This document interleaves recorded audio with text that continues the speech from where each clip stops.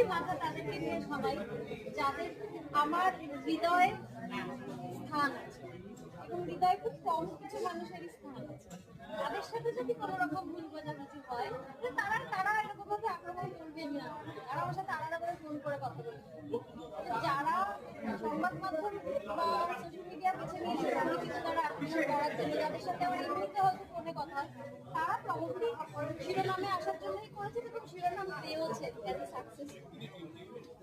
এরপরে কি মানে মানুষকে বিশ্বাস করতে কথা ভয়, কারণ যেটা তো বললে ক্লোজ অনেক পরিচিত মানুষের যারা যারা যারা করেছেন তারা কেউ আমার ক্লোজ নয়, তারা শুধুই আমার পরিচিত।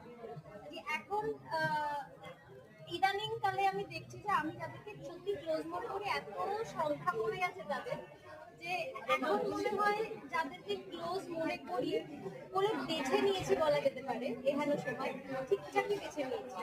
আমার মা সমেত আর যে 2-4 জন রয়েছে ঠিকঠাকই বেছে নিয়েছি।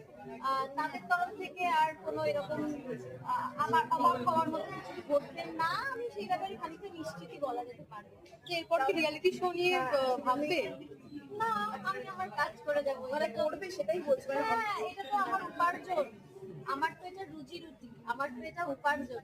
কাজেই মানুষ, আবার আমরা এমনই একটা রুজি রুটি আমাদের, যে মানুষের ভালো লাগা মন্দ লাগা থাকবেই, এটার একটা অংশ।